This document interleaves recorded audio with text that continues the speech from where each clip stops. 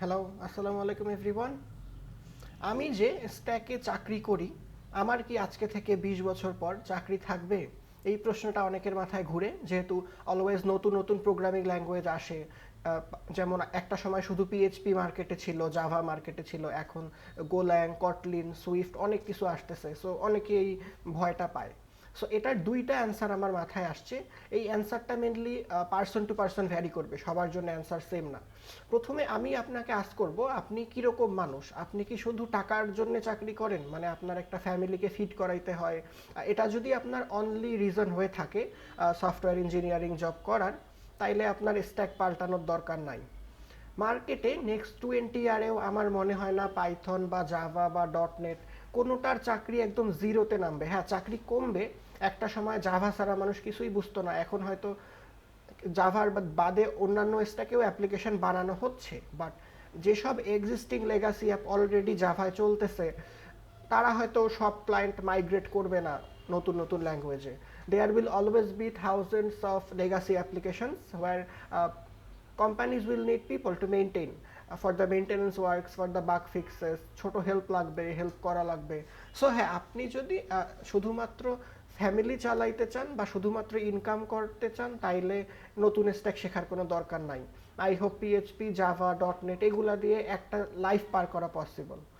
এখন আপনি কি এরকম একজন মানুষ কিনা যে নতুন নতুন চ্যালেঞ্জিং ওয়ার্ক ট্রাই করতে চায়? যেমন কেউ বলতে পারে আমি এআই নিয়ে কাজ করতে চাই, কেউ বলতে পারে আমি highly concurrent, highly optimised system নিয়ে কাজ করতে চাই।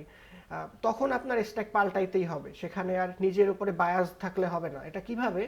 আমি যদি এক্সাম্পল দিই, আমাদেরকে বুঝতে হবে ইন্ডাস্ট্রি কী চায়, মানে আমি কি চাই সেইটা না, ইন্ডাস্ট্রি কী চায়। যেমন আপনি যদি পাঠাওয়ের দিকে দেখেন, পাঠাওয়ে বেশ কয়েকটা সার্ভিস কিন্তু গোল্যাংয়ে তারা শিফট করছে অ্যান্ড গোল্যাংয়েই মেনটেন করা হচ্ছে। Uber is same, Uber is also doing their core services in গোল্যাং।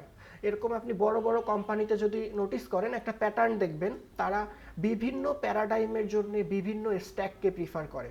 দেখবেন যেসব কোম্পানি এআই নিয়ে কাজ করে, আমি বাংলাদেশি কোম্পানি যদি আইকিউভি এর কথা বলি, আইকিউভিয়া কিন্তু তাদের পাইথনের টিম আছে, তাদের মেশিন লার্নিং মডিউলগুলো পাইথনে বানানো হয়। আবার আপনি রাইড শেয়ারিং অ্যাপ্লিকেশন যেসব কোম্পানি ওয়ার্ল্ডে ইউজ করে, আপনি যদি দেখেন পাঠাও, উবার বা অন্যান্য সিমিলার সফটওয়্যারগুলা, তারা দেখবেন গোল্যাংয়ের দিকে যাওয়ার একটা টেন্ডেন্সি হচ্ছে। এভাবে প্যাটার্নটা বুঝতে হবে। এখানে ঘাটতেরামো করে বললে হবে না যে হ্যাঁ, ডট নেটেও তো রাইড শেয়ারিং অ্যাপ বানানো যায়, জাভাতেও তো রাইড শেয়ারিং অ্যাপ বানানো যায়।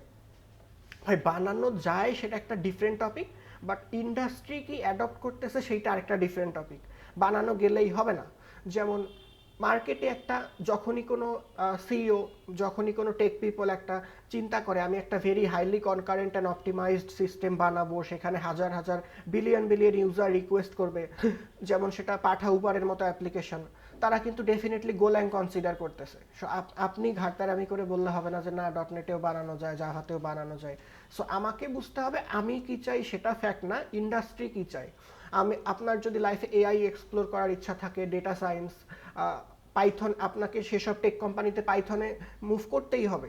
আপনার যদি হাইলি কনকারেন্ট সিস্টেম, যেটার জন্য গোল্যাং অনেক পপুলার, ইউজ, এসব সিস্টেমে আপনি যদি কাজ করতে চান, আপনাকে গোল্যাংয়ে মুভ করতেই হবে সেসব কোম্পানিতে। সো এটাই হচ্ছে মূল থিম। সো দ্য অ্যান্সার ইজ দুইটা পয়েন্ট। আপনি যদি শুধু জীবন পার করতে চান, PHP, Node JS, dot net, Java, any single technology is enough for passing a whole lifetime. আর যদি বলেন যে no, I am a tech person, I want to take different techie field, I want to work in the most efficient optimized systems that are being built, then you have to try Golang.